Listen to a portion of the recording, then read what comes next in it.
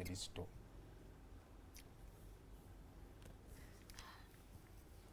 Niwe bintu ebikubuzaako embiibya. Eno nensi endowooza. Yaliko mbu ne Kenya. Kenya ddi. Yaliyo ddi. Wama yaliyo ne Kamilioni waliwo kivulu Kamilioni kiba. Is it Kenya Tanzania? Kamilioni gye baamulanga yaliyo ne naye wekiba waliwo ekiriwo kyonna. Either nga family yoli umanyi waliwo ebigambo byali bingi naddala awo nga radio yakafaamu ani alina kutwala kinaddala ku nnyimba na biki. Kyandibadde kivaawo omanyi ekifaananyi nga bwe kiti oyinza okulowooza nti tekikati ng'abantu babadde bangi kakati mu bantu okubeera abangi bw'otalabikako oyinza obba olina ekituufu emabegawo naye kiyinza ensi eyinza obutakigula so kyonna kyonna kisoboka madesa abamayanja mu kikole ki mukimalewo. Omanyi time y'okufa is when we think nti ebintu byonna birabira everything else birekerawo ku making a sense. Waliwo incidents, I'm sorry to bring it back, Tata Bobi Wine we yafa twakula ffe tulaba Bobi Wine ne bebekulu balwala naye abaali bewalanyeeko. Okay, whatever. Twakula tulaba bayumba because it is what they show mu mawulire. Naye bebekulu atagenda ziika Tata Bobi Wine ebigambo byali bingi because tulowooza byonna weebiri muyomba mwevuma mwewalana mukola ki naye time y'okufa alina bba yamukubira buli omu wozingira akaziina n'okazza wabbali. Nedda waliwo ebigambo ebyayita nga tebiva na ku mugenzi mu mugenzi naye nga biri around family. Kyendowooza biyinza oba byakyankalanyamu Weasle ng'omuntu bwe ndowooza kubanga Weasle yabadde ku comedy store nga performinga kyekyani mulimisiza okugenda ekagga ekiro oba okkeerayo. Naye mu byonna bamayanja anti kiri kiti at the end of the day oba ani ayogedde nze kyenfaako y'ono omuntu eyali owange wemba temwasobola kwawukana mu bulamu ne wabanga waliwo challenges ezifaanagana ziteeza zituuse n'okuleta angel music na biki the fact that nti mwagenda okufa nga mukyali Ready and Weasle tewali kirala kyonna kyoba ogamba gwange kibanga mukazi yayawula bisenge na bbaawe bw'afa ayinza okuba mutima libadde takyalina kyamufiiringako naye bamutwalanga nnamwana. So naye mu byonna kye nalabyemu bamayanja bwe muwuliranga nti maama tisenyiga ne baba senyiga maama yamuluma mumutwale bweru we Katonda yabawanga kirabu mama bamayanja bamwetaaga nnyo asigale nga mulamu mundu mmenye yaabwe. Omukyalo oyo mumwetaaga nga mulamu kubanga okugattawo kwa mama ne muzeeyi kati ate kuyina engeri gye kwabisemu buli kimu tomanyi nsi bwe kyandirabise naye the fact that mama ne taata baabaddewo and I guess ekyo mama buli ssaawa abeera ku bulinzi bw'ati omulaba naddala buli okubangawo ekiraka akubira ddala ekiraka omukyalo oyo Katonda amuwa obulamu ku lw'abamayanja kubanga bamye mulaba nga azannya loolo nnene kuba ate taata ye ayogera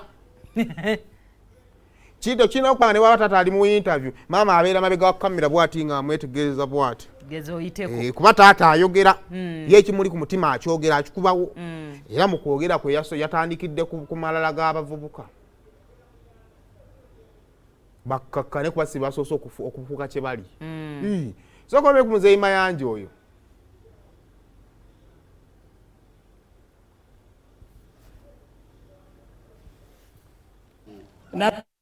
abavubuka obubuka obulungi bwakoma ku myaka gyaffe naye mmwe simanyi emyaka gino 35 gino kiki ekiba ekizzeewo ffe twalina discipline nga mulirwanaawo abaira nga taatawo ng'oli wakusanga akuba ate najjeka n'akuwabira n'eka nayo ne bagira ki ne bakkuba naye abavubuka bafuuse bakyetwala mulina okukomya okubeera bakyetwala mulina amaanyi mangi dakiika 2 omuvubuka ayagala kugira ki kulwana ono nze nsobola omukuba ono tomanyi gw'ogenda okukuba yalwala dde omutima mukyamu muboofu ogenda okumaliriza bakututeeruzira for nothing n'ekikono kiwagira kibadde oyagala omukuba kiwamukuba n'okyejjusa obulamu bwo bwonna naye abavubuka kati obuzibu mulina nti simanyi ndooza lwakuba nti abasinga obungi kyamukisa mubi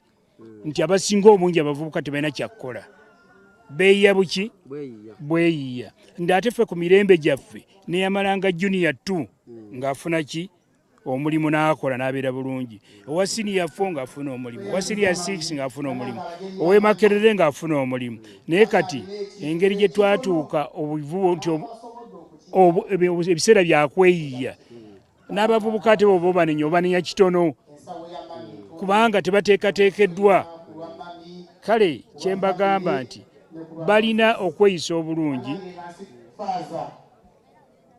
babeere bawulize eri naddala abantu bakadde baabwe, abantu abakulu. Bwakugamba aba akugamba ekintu kye yayitamu, naye gwe okitandika butandisi ate toyagala yakuwa magezi ku kintu ekyo.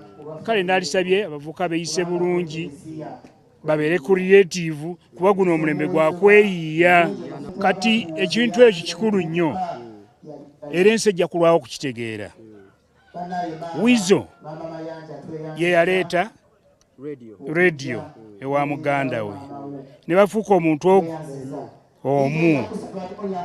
Weasle ekintu kye yatuukako, obulamu bwe yatuukako, ekizibu ekyamutuukako tosobola kiteebereza bunene bwakyo, kizibu nnyo era asaana kusaasirwa kubanga toyinza kuviibwako munno Bungereza ludda wa all of a sudden muno n'agira ki.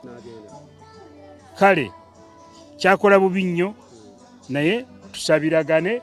Ndowooza Mukama ajja mulaga ekkubo ki, ajja mulaga ekkubo, ajja mumulisiza ettaala atambule. Naye omwoyo gwe gwajjako eki, ayina enkovu ku mutima eyaki eya muganda we, era yinza n'okusanga nti ensonga lwaki tasobodde na kubeera wano. Yes, memories. Munno bwe mwabeeranga, omwagiranga ki, kati weetoloola entaana ye bw'otyo otunuulira ebifaananyi bye, abamawulire bakusumbuwa. Sirowooza nti situation ng'eno yali agadde egire ki. Nzege yabadde abayimbi babadde ab'enjawulo ne White Bell yagezezaako